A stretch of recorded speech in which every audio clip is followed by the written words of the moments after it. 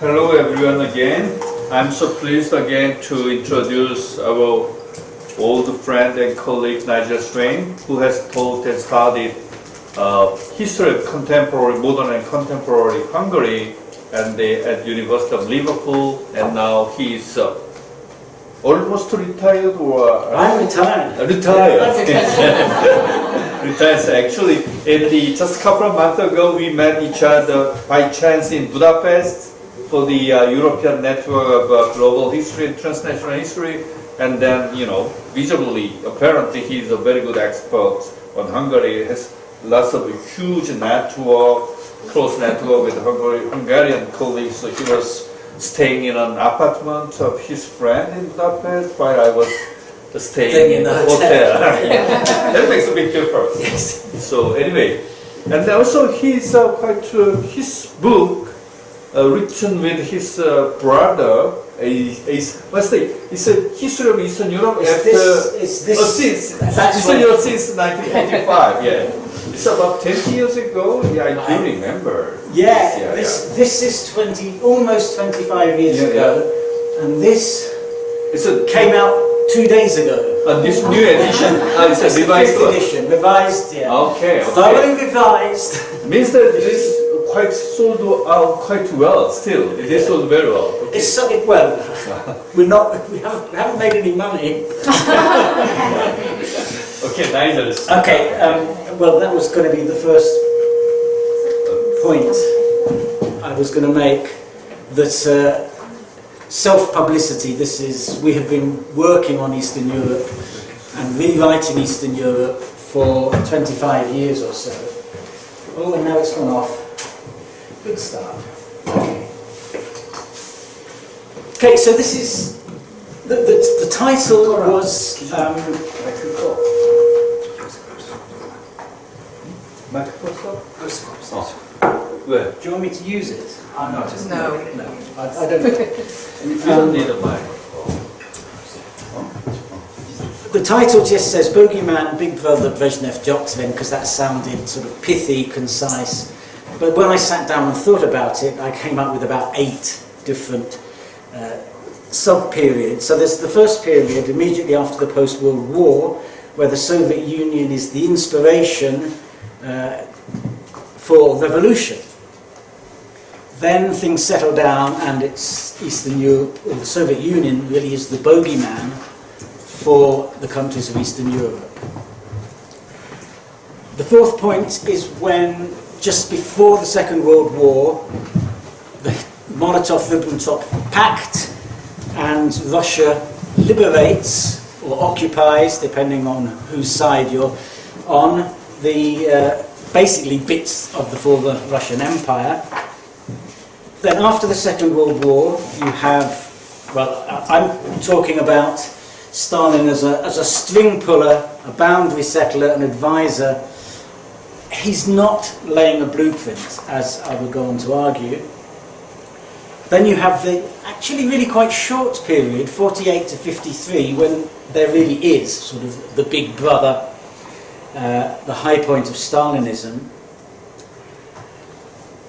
Then we get to 1956, revolution in Hungary, and it becomes clear what the boundaries are.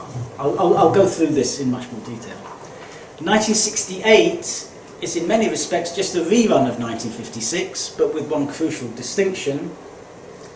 And then finally I want to say something about the end of socialism and the role of Eastern Europe within that. So in a sense, this is just a survey of relations between Soviet Russia, the Soviet Union, and its near neighbours to the West, but I hope that it will reveal a dialectic of revolutionary expansion, of revolutionary renewal, and ultimately a collapse triggered by the clash between the final attempt at revolutionary renewal and national ambition. And if time is against me, I'll just rush through more quickly. So immediately after the at the end of the First World War, Europe was in crisis everywhere. We know what was happening in Italy, because Paul has told us. You've got revolutionary or potentially revolutionary movements in Berlin, Bavaria, Bulgaria. If you look at interwar Poland, then 2 points there, in Estonia in 1924. One of the longest lived was the Hungarian Soviet Republic from, I should use the pointer, shouldn't I? Oh, I pressed the wrong button then, quick. Yes, let's come back again. That's what I want. The Hungarian Soviet Republic, which lasts from March till July in 1919, as I say, one of the longest lived sort of socialist revolutions other than socialism. To Lenin, it was a sign of hope, the beginning of the expected European revolution, because remember, that's what they all thought, was that they would hold on until revolution happens throughout the world. Unfortunately, it didn't, or at least fortunately and unfortunately for them, it didn't. They introduced policies very similar to the Bolsheviks. I've listed them all in the paper that you've got, because they had the same inspiration, but there was no blueprint. The Hungarians famously made the error of not implementing a land reform. Land was never given to the peasants. They tried to convert immediately to large-scale socialist farms, and of course immediately lost all peasant support, which was one of the reasons for its defeat. I must slow down a bit. I'll keep referring to agriculture, partly because I know about it, because that's the other part of my life, is looking at collectivization, but also because, remember, as Paul already said, these are agricultural countries. Most of the population is affected by policies towards agriculture. So, well, it was a very odd revolution, the Hungarian Socialist Republic. It was started by just a crisis of international diplomacy. But the situation was extreme because serious politicians believed that only the Social Democrats and the Communists could restore civil order and raise an army. Bourgeois, quotes politicians, seemed to be incapable of doing that. And of course it was defeated, not of course, because you haven't lived Eastern Europe like I live Eastern Europe.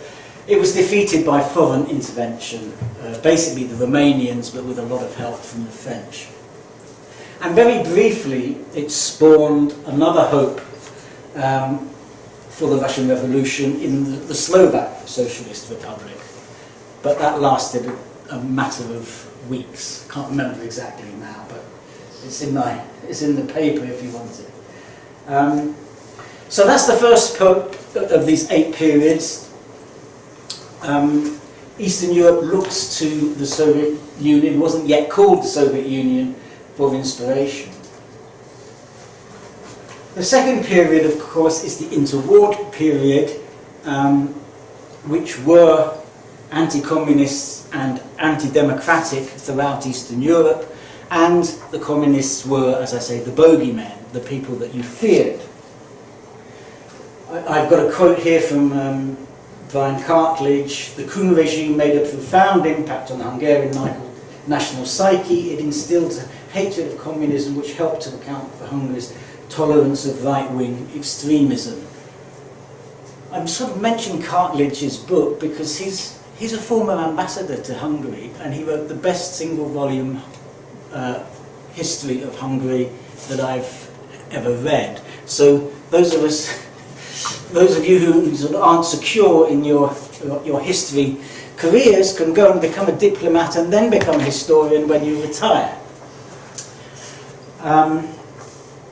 So obviously the Hungarian regime after the experience of 1919 is profoundly anti-communist, goes without saying. They also tried to blame the Treaty of Trianon on Hungary, which was the Trianon which took 50% of Hungarian more than 50% of territory, 70% of population, I can't remember. They tried to blame that on the Soviet regime, which is very implausible on the one hand because the Treaty of Trianon was a year later. But on the other hand, the negotiations about borders were actually taking place during this period, the period of the Soviet Republic. So it is conceivable that there was no sympathy for Hungary at that point.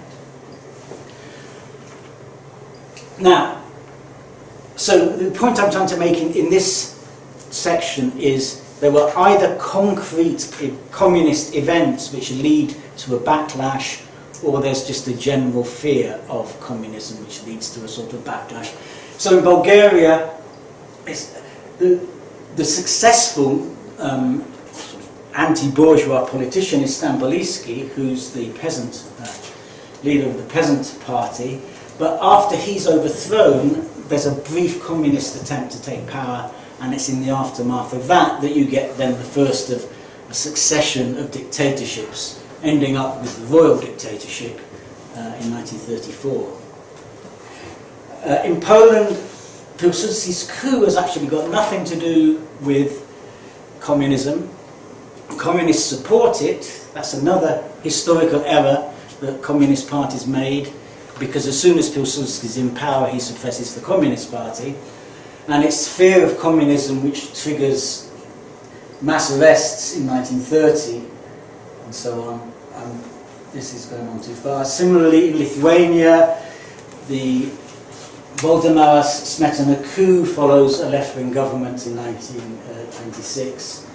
Even in democratic Czechoslovakia, for those of us who look at Czechoslovak history, the Pietka, the agreement between all the bourgeois parties to maintain the system, so to subordinate their petty squabbles to maintaining the system, that comes about because of a radical working class movement and struggles between moderates and radicals in the Social Democrats. Elsewhere, communist bogey is just a sort of background noise in the 1930s to the royal dictatorships of the Balkans, Yugoslavia in 1929, Romania in 1938, and the presidential dictatorships in the Baltics, Estonia and Latvia in 1934. So that's the communist bogey man period.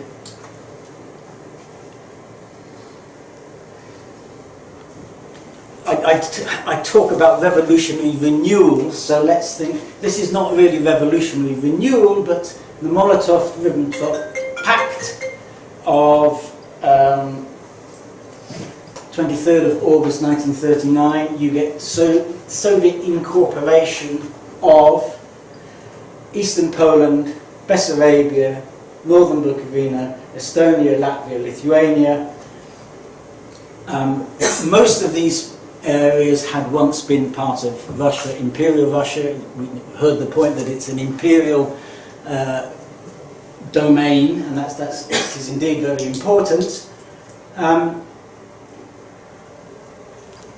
You get everywhere mass deportations. In Poland you get the special case of the Katyn massacres.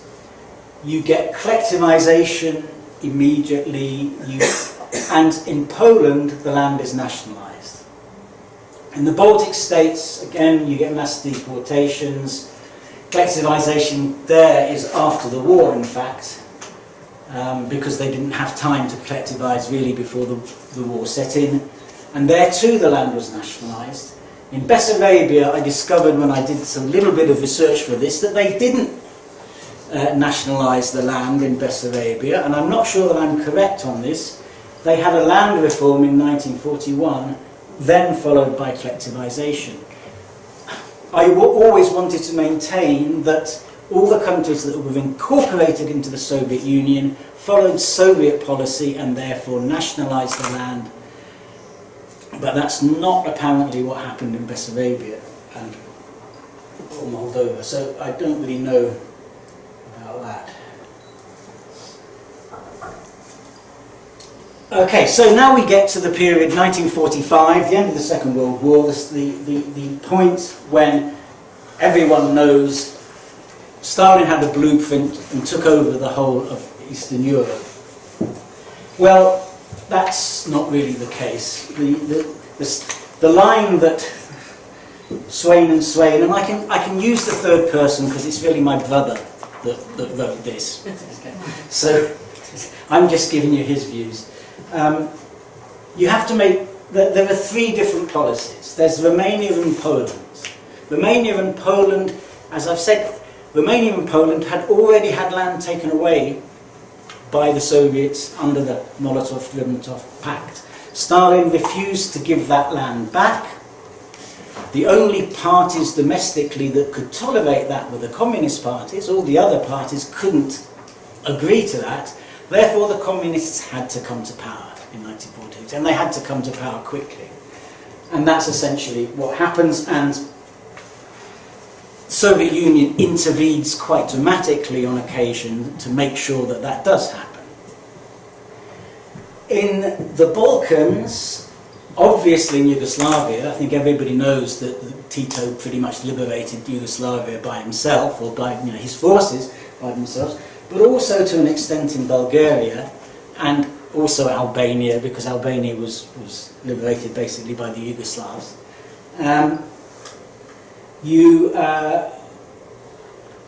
They create their own revolution, which is sort of sanctioned by the Soviet Union. There's a little bit more detail in the written paper if you want. But in Czechoslovakia and Hungary, they insisted on caution. Let me...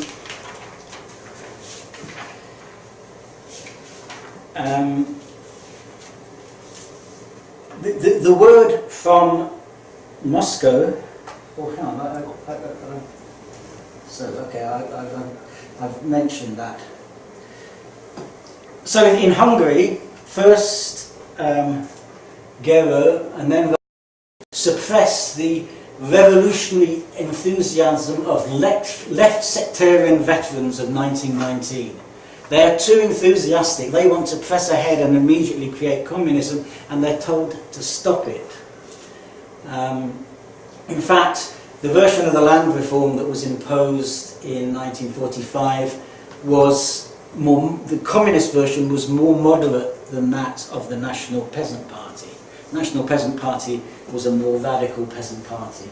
Similarly in Czechoslovakia, in the wake of the Slovak National Uprising and Communist Party dominance of national committees, the Communist Party probably could have taken power immediately in 1945 in Czechoslovakia, but didn't. Was told not to, got vowed, does what he's told, doesn't break up the coalition that was agreed in Moscow in 1943, and in 1946 publishes the Czechoslovak Road to Socialism, which I believe is pretty similar to the British Road to Socialism, but I don't suppose many people in this audience have read that.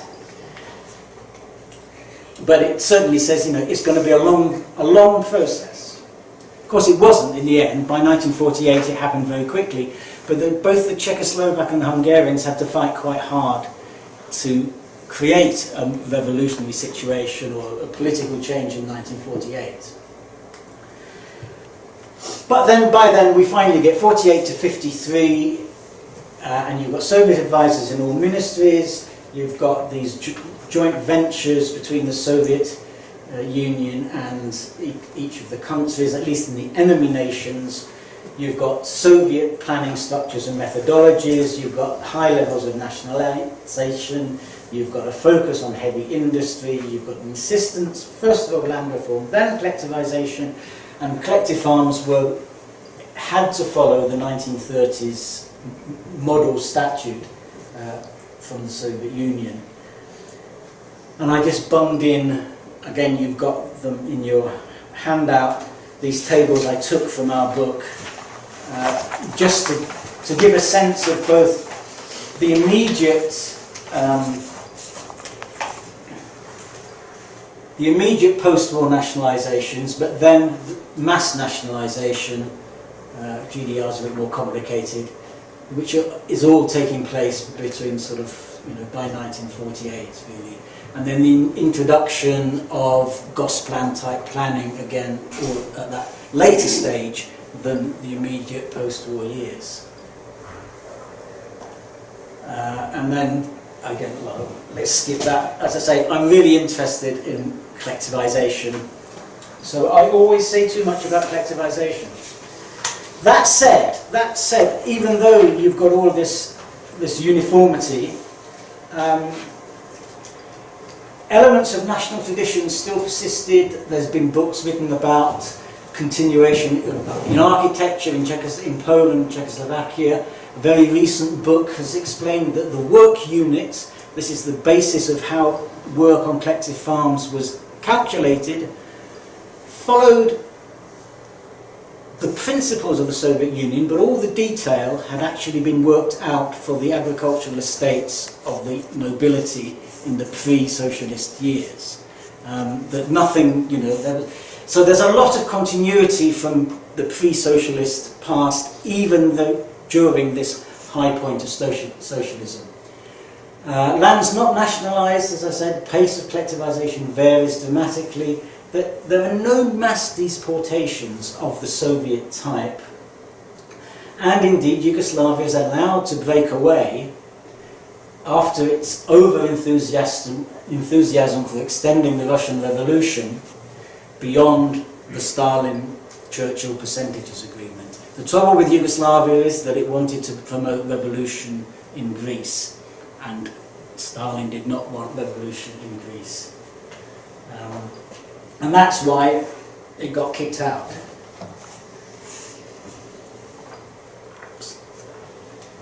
The next big intervention, of course, is 1956. You've got the death of Stalin, the new course, secret speech. You've got crises of communism in both Poland and in Hungary.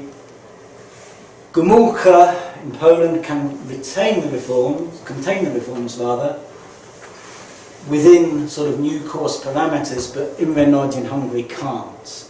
Now, the simple explanation of that is because Gomulka was a strong leader, Nagy was a weak leader. Of course, it's not as simple as that. What was happening on the ground in Hungary was much, much more radical than what was happening in Poland, and it couldn't be stopped by just promises about workplace democracy and national symbols.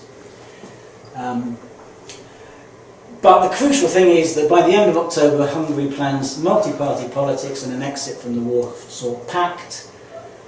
That is the red line. Remember, so you've moved away from high Stalinism where everything is the same. You've got a little bit of leeway, but what you can't do is say you're going to leave the Warsaw Pact or say that the politics should not be dominated by the Communist Party. So those are the red lines, if you like. 12 no, I won't. I'm running out of time. I'm sure. 12 years later, you've got 1968. 1968 is in a sense a rerun of 1956, except that everybody knew what the rules were. Everybody knew that you can't leave the Warsaw Pact and you can't question one-party rule. The difference is that Brezhnev just did not believe Dubček.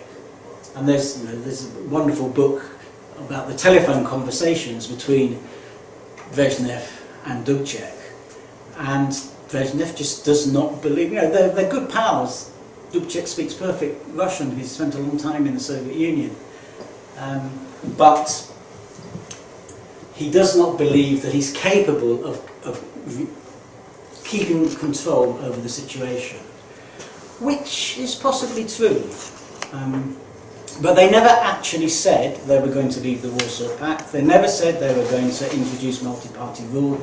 What counted was Brezhnev's perceptions. So that's what the Brezhnev doctrine is all about, perceptions, not what you actually do. Whereas 56 was about what you do. But this leads to more depoliticisation, individualistic consumer society intensifies. So within these even clearer red lines, the scope for negotiation increases.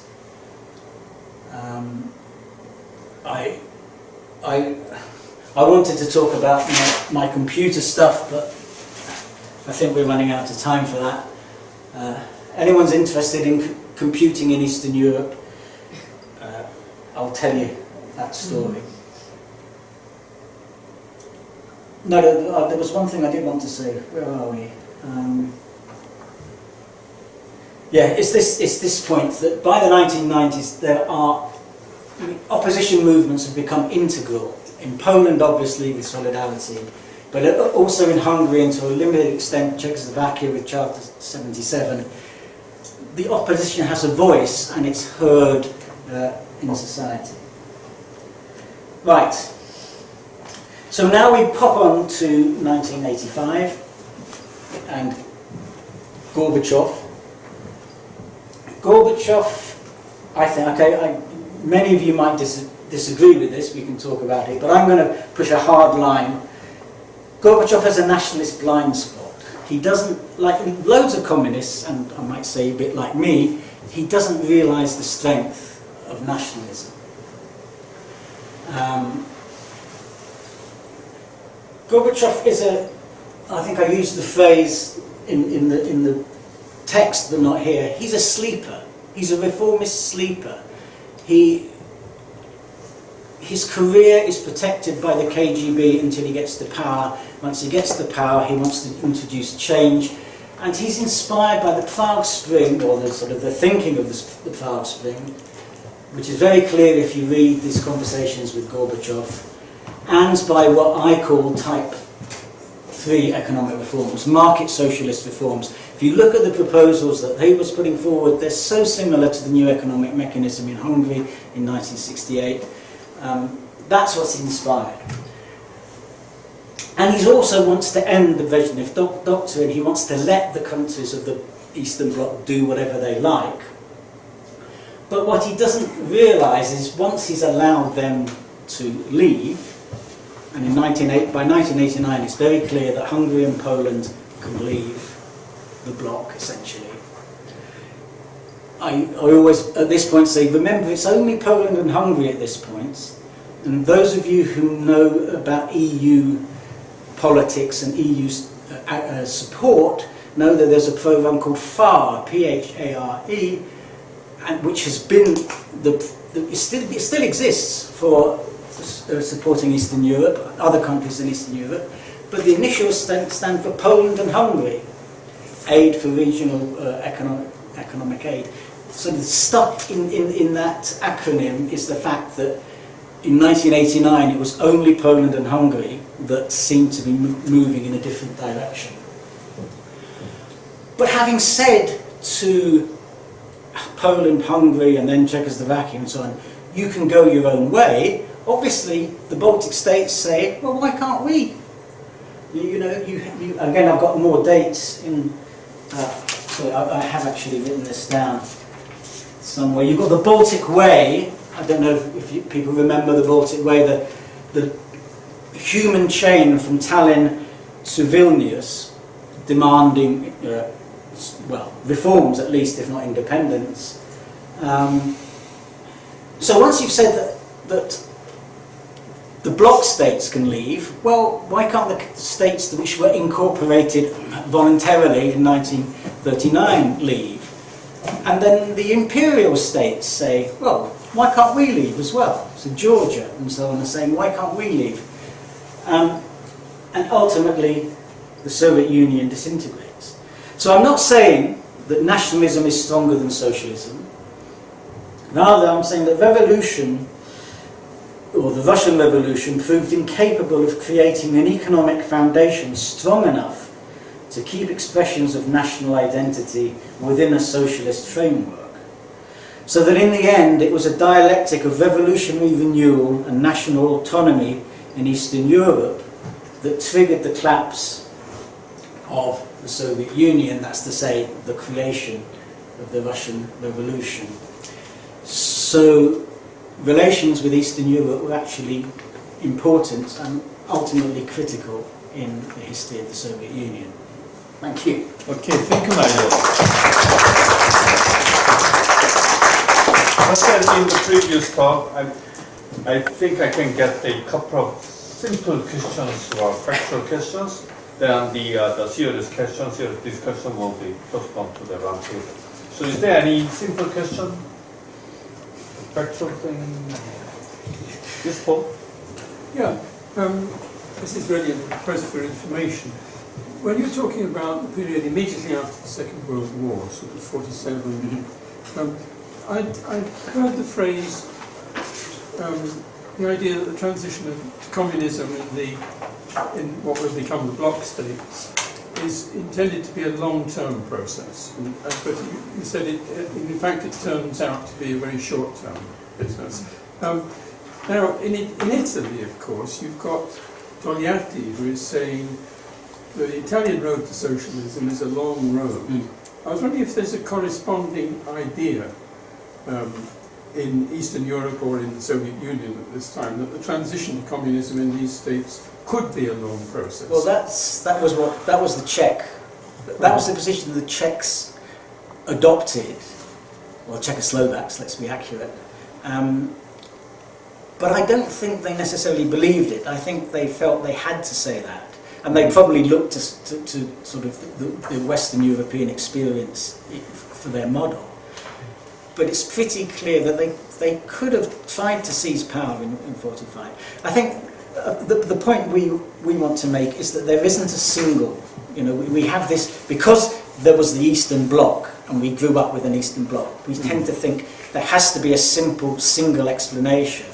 Whereas we try to argue that it's different. There are at least these three models. The countries where Stalin had already seized territory and was not going to give it back, that situation was entirely different from the Balkans, where he didn't really play a role in the revolution, and then Hungary. And in Hungary and Czechoslovakia, yeah, there was definitely this more sort of Italian vision.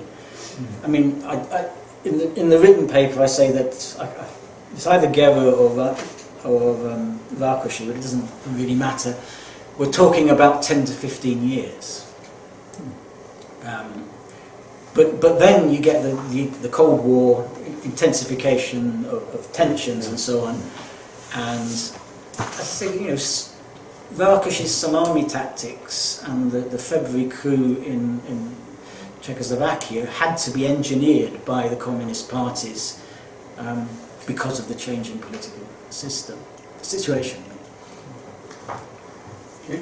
Is there any more question?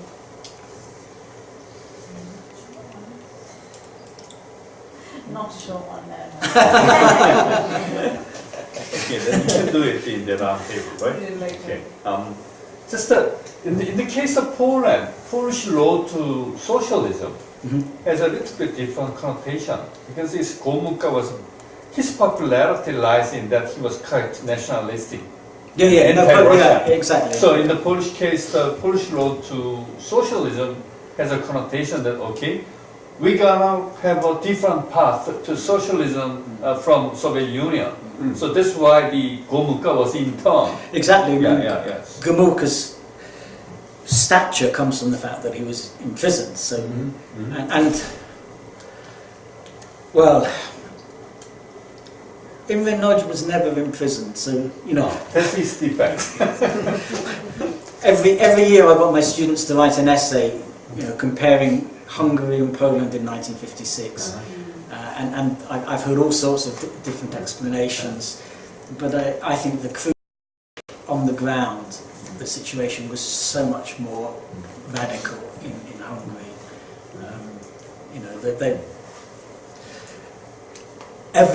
Nobody had any control over anything, whereas in Poland, Gomulka.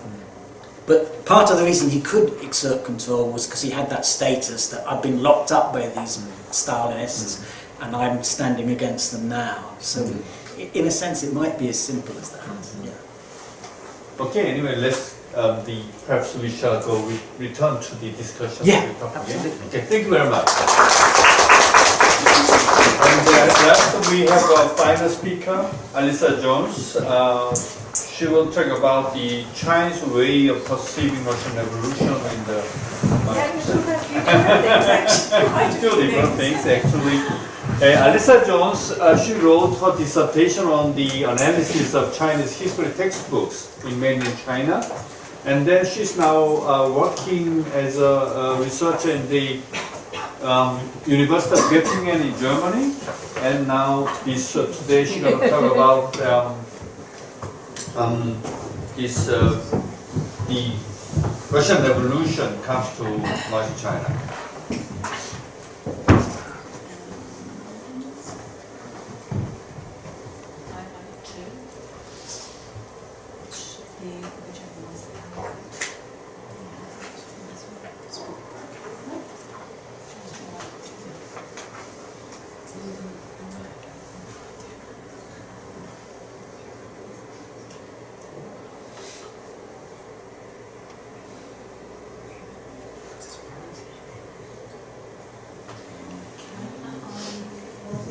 Clicker will change the screen because I got my notes on my computer.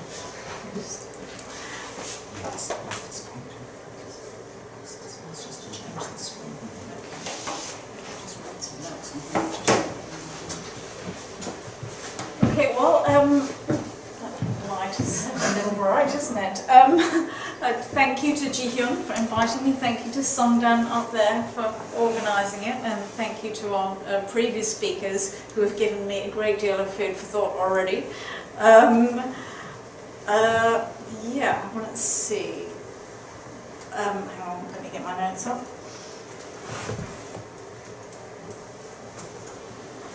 But this is actually a new topic for me. I have to thank Ji-hyun actually for suggesting that I talk about the Russian Revolution in China. In a way, he's rescuing me from my normal obsession with the Chinese nation. Although, unfortunately, I've actually found that this has brought me right back into the Chinese nation because much of Chinese historiography is really about China. Now, where are my notes? Somewhere down here.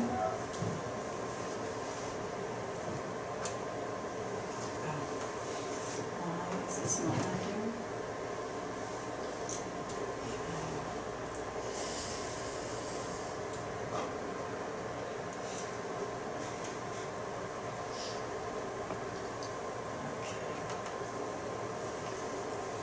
Right, anyway, yes, so up to now we've been talking about Europe mainly, well, Che talked about the world, situated the Russian Revolution in the global context. I'm going to move a lot further east now, away from Europe into China. The paper itself is more a collection of preliminary thoughts because since it's a new topic, I was thinking about a lot of different angles. Mostly I've looked, as I said, at Chinese constructions of national identity, which means I've mostly looked at Chinese accounts of their own history. But of course, Russian history, or the Russian Revolution rather, is extremely important to modern Chinese history and to the Communist Party's legitimacy. I'm clicking the wrong thing. There we go. So the Russian Revolution occurred at a very revolutionary moment in China. From the late 19th century, of course, I'm sure you all know, European powers were busy trying to grab a slice of the Chinese pie, this, along with a number of domestic rebellions and revolutions, significantly weakened the central government, the Qing dynasty. And this led to quite a loss of faith in the institutions and the ideologies that underpinned these institutions, specifically Confucianism, or at least a particular interpretation of Confucianism. And Chinese radicals, I won't call them revolutionaries yet, started to look towards the West and to look towards Japan in particular, because Japan, of course, had the Meiji Restoration in 1868, and even before that had already begun to learn from the West. And they started to promote the idea that maybe there were different ways of doing things to the ways they've been done up to now. At the same time, and this is a sort of protean nationalism developing, the new global order, while comprised of empires, of course, also advocated an ideology of nation states and recognized the nation state as the principal, of the only legitimate unit of political organization. Social Darwinism was another very important theory in China.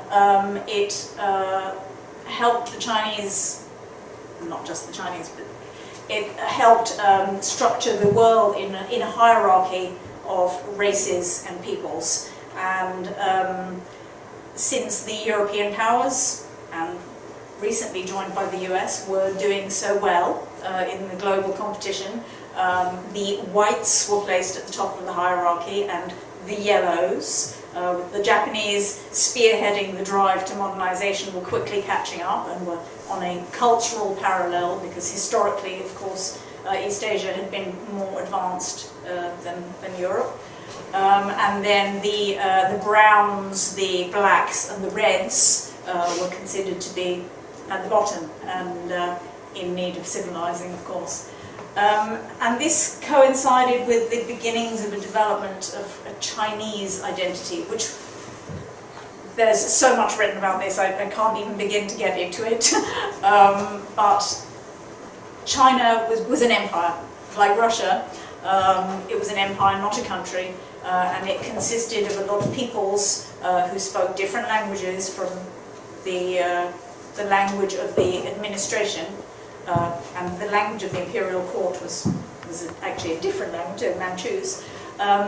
And because of this, because the ruling dynasty was Manchu, you started to have an anti-Manchu sentiment. So Han nationalism was mixed up with ideas of racial and cultural superiority, but also anti-Manchu and anti-foreign ideologies. So in the 1990s, in the 1890s, a number of organizations, the Chinese characters, I've written them in the paper, I didn't put them on the PowerPoint for those of you who read Hanja.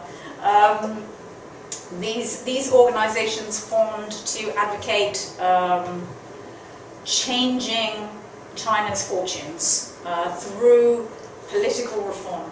And this culminated in 1911 as these revolutionary ideas spread. This culminated with an uprising which overthrew the dynasty and established the Republic of China. So over the next few years, cultural ideas, ideas of social and cultural and political transformation continued to circulate in China, and this particular group of people were advocates of using the vernacular. Traditionally, all texts were written in classical Chinese, and these were inaccessible to most people. And these people, Hu Shi at the top, and Hu Jiegang is a historian, but Hu Shi, Chen Duxiu, Cai Yunpei, Lu Xun, Lao She, they all promoted the use of the vernacular language, which was making ideas and knowledge accessible to the newly imagined citizens of the new republic. So anyway, you don't actually need to know much about them. But Hu Jiegang is actually very interesting because he's a pioneer, he's a historian, and he was a pioneer of looking at evidence in history and discounted a lot of China's ancient history as myth, which was very controversial at the time. Chen Duxiu, down here, and do I have Li Dezhao on there? No, I don't. Chen Duxiu was one of the founders of the Communist Party. We'll come to him later. But he was very much supported by Cai Yunpei, who was briefly the Minister of Education in 1912, and actually abolished the Confucian classics from the school curriculum. Right, so the Russian Revolution came at a time then when Chinese intellectuals were ready to receive new ideas, and it was really very exciting for them. China joined World War I in 1917 in the hopes that it might get some of its some of the colonial territories leased to the Germans back in the settlement. During this time, the Japanese had occupied the Shandong Peninsula, which is where the German territories were. And in 1919, at the Treaty of Versailles, the treaty powers awarded the former German territories to the Japanese, which, of course, caused massive furore in China and led to the May the 4th, what's known as the May the 4th movement. I'm sure many of you know something about that already. There were boycotts of Japanese goods, there were protests on the streets, but it both strengthened the development of nationalism and it also, because it occurred very soon after the Russian Revolution, which was very exciting and inspiring for young people, contributed to the spread of Marxism in China. And Chen Duxiu, who was on the previous page, who was a professor, a dean appointed by Tsai Ing-kai at Peking University, Beida, he had founded a magazine with some of the other people in that picture, Hu Shi, who was not really a radical. But he had founded that magazine with them, but he used this magazine as an organ to spread Marxism. And he was joined in this endeavor by Li Dazhao, who was a librarian at Peking University, and who was one of the earliest communists. And Chen Duxiu invited Li Dazhao to contribute to this journal, and in 1921 they actually formed the Communist Party together. Mao Zedong did not form the Communist Party.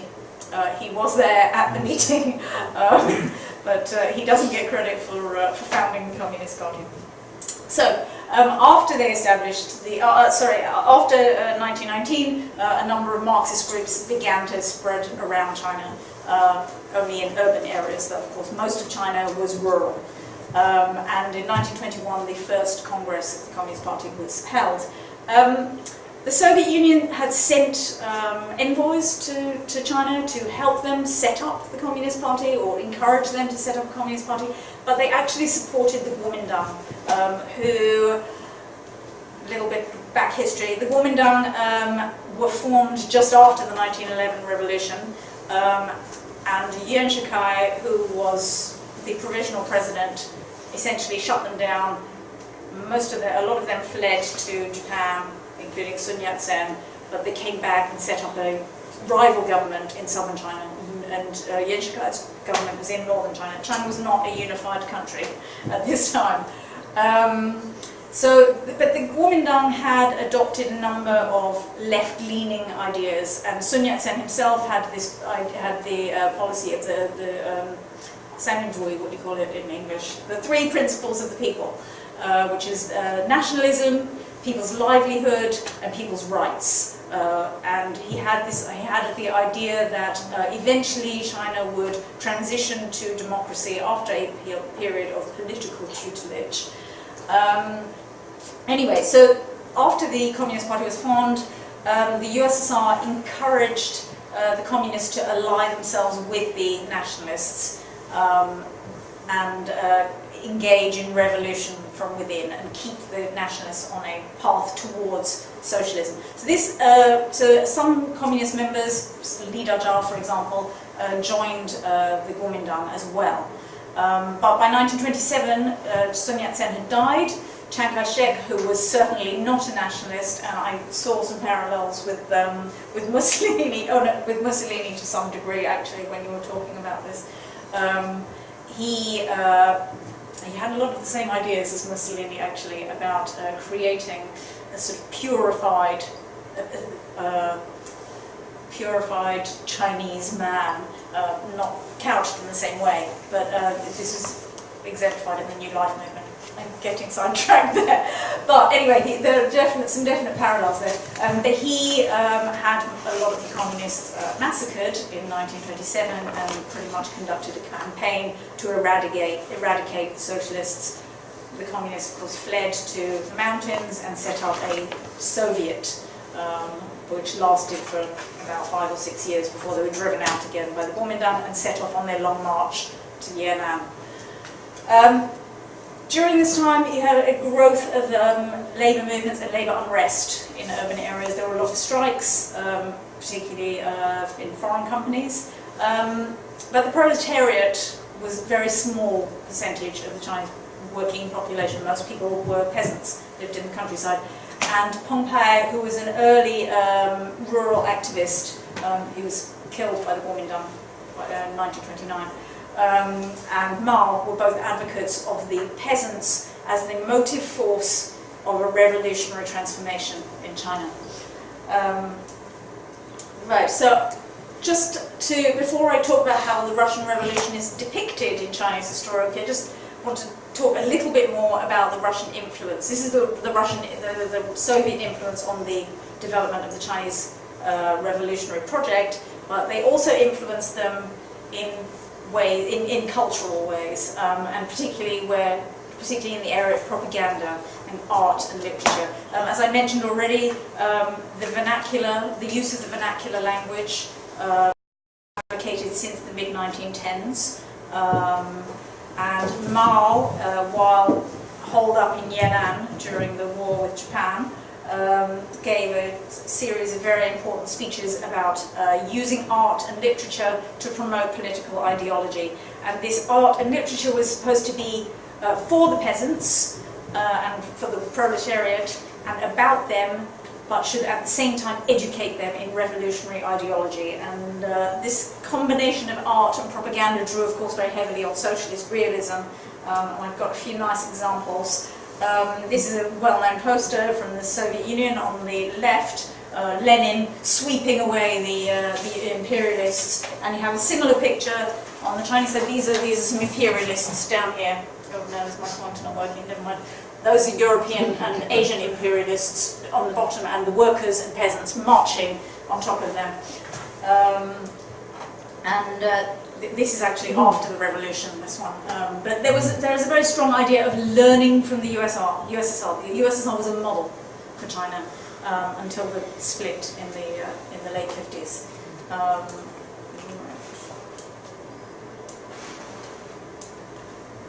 Whoops. I clicked too many times. Okay. So they didn't only learn... Alright, I'm not sure what's happened to that. Okay, I'll just explain. Erased this. Yes. Well, historical materialism is still in, so it should still be there. They also learned about historical materialism from the Soviets, and historical materialism is a sort of economic determinist idea, which most of you probably already know about.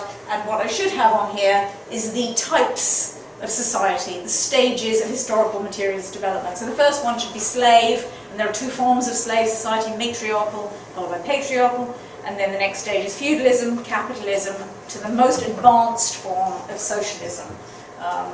It really doesn't matter if you can't see it. But the Chinese communists did not unequivocally adopt historical materialism. And they drew very heavily on traditional historiography, which has a very powerful concept of revolution in it. And revolution in the traditional sense means the breaking of the mandate of heaven. And the mandate of heaven is not the divine right of kings, but a moral mandate. And it's predicated on the ruler being virtuous and governing with benevolence and justice. And if the ruler does not govern with benevolence and justice, the people have the right to rebel. And this is a phrase that comes from Mencius, this idea of rebellion being justified, and Mao, of course, adopted it wholeheartedly in the Cultural Revolution.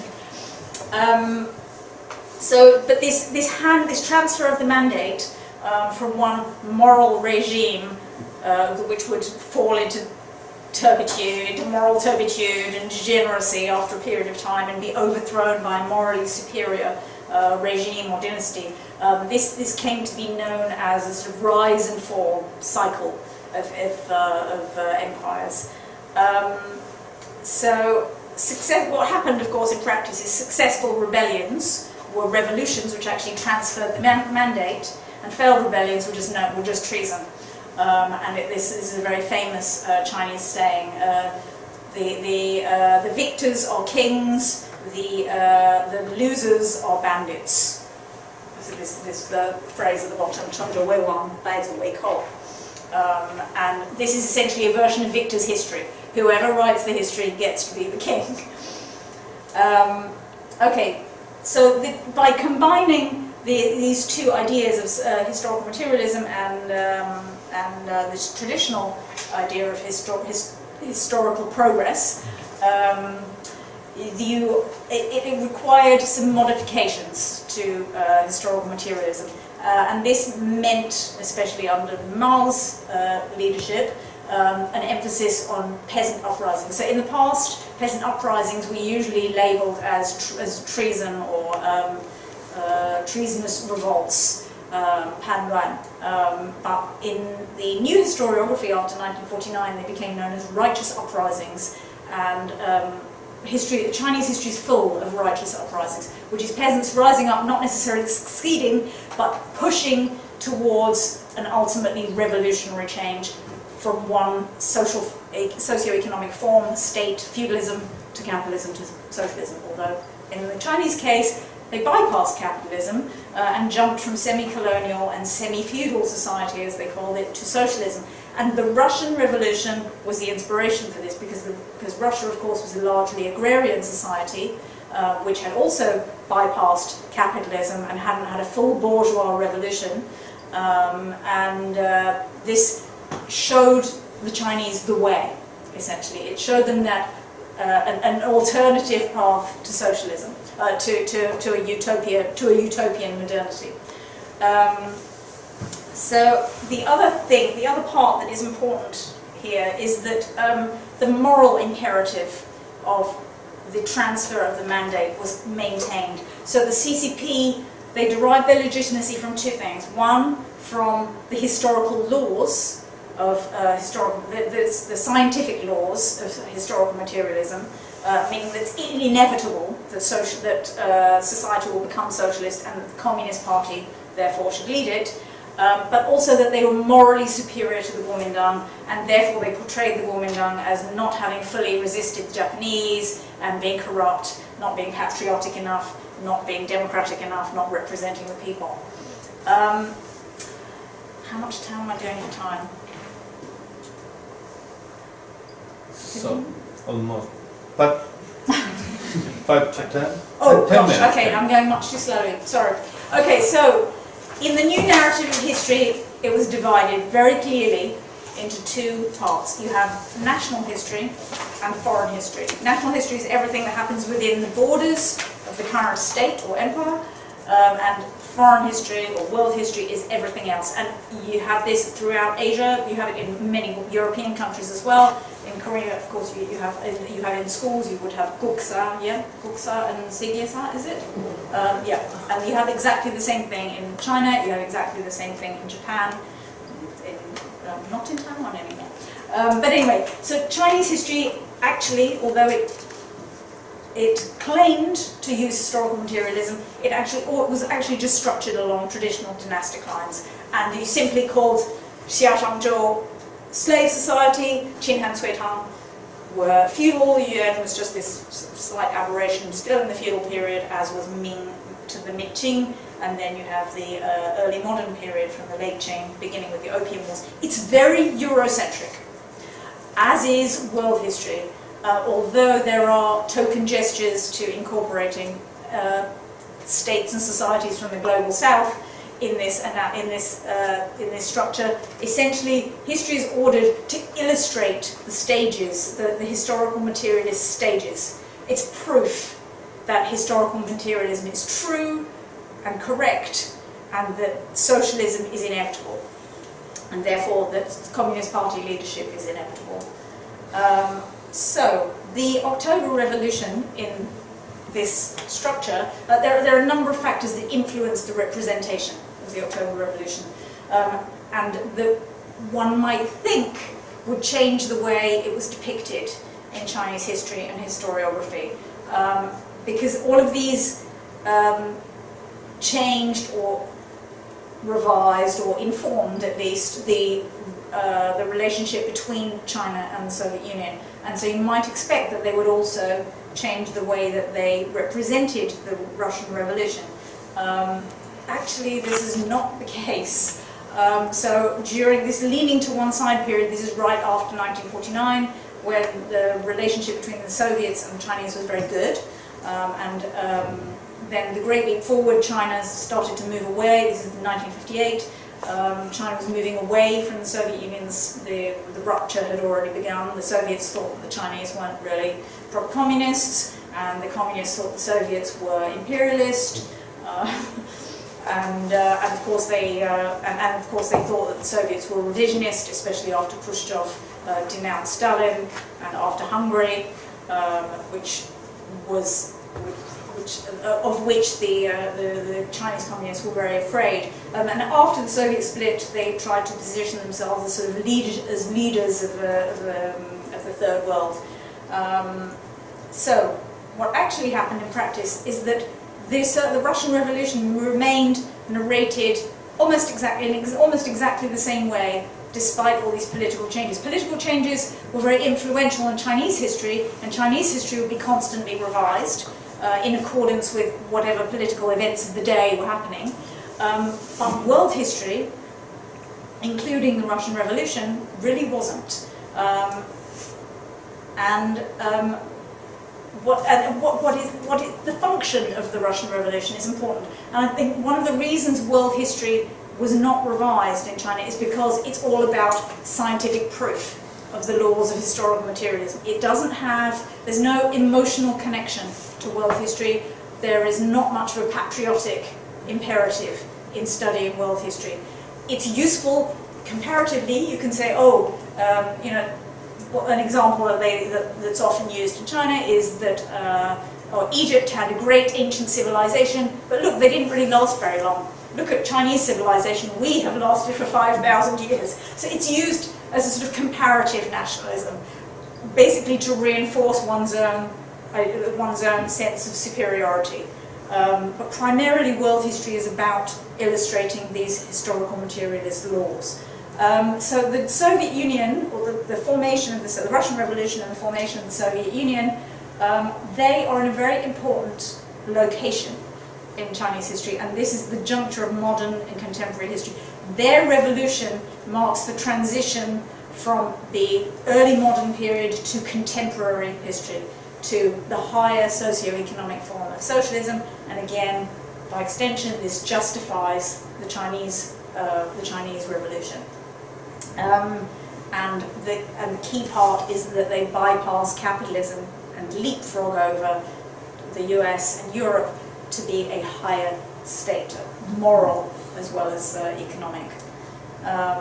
Right, so I've already explained this, that they're actually, despite these are curriculum changes and textbook revisions, this is the timeline, this is how often they were revised, and they were also revised during these times sometimes, at least slightly.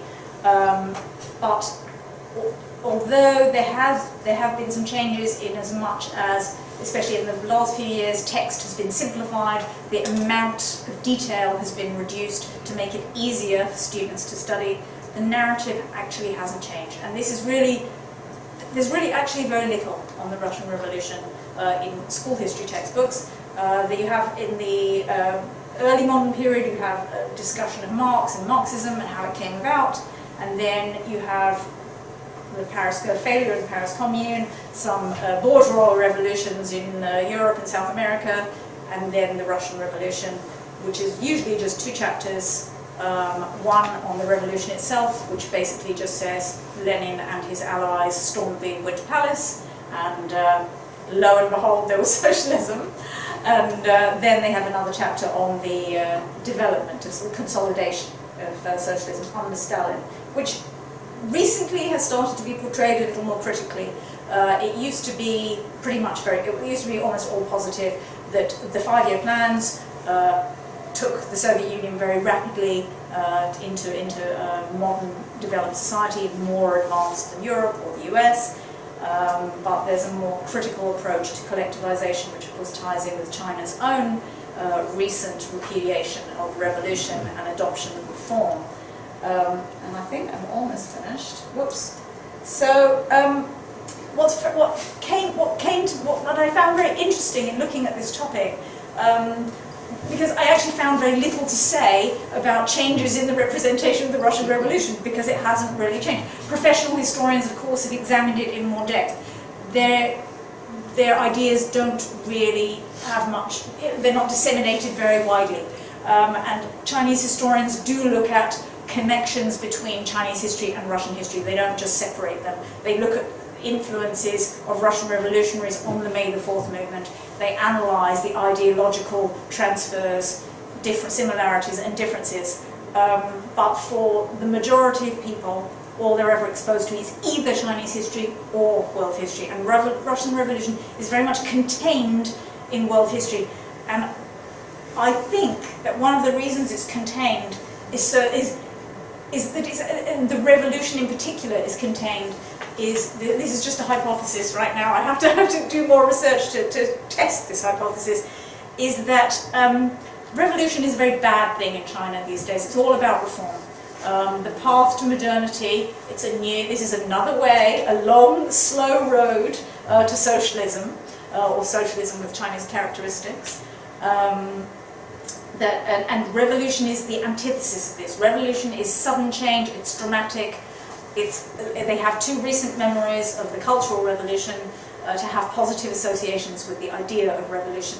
And so I think that the Russian Revolution has very much been contained and sanitized and de-revolutionized. It's just about illustrating a step. It's a proof. It's a mathematical proof, almost.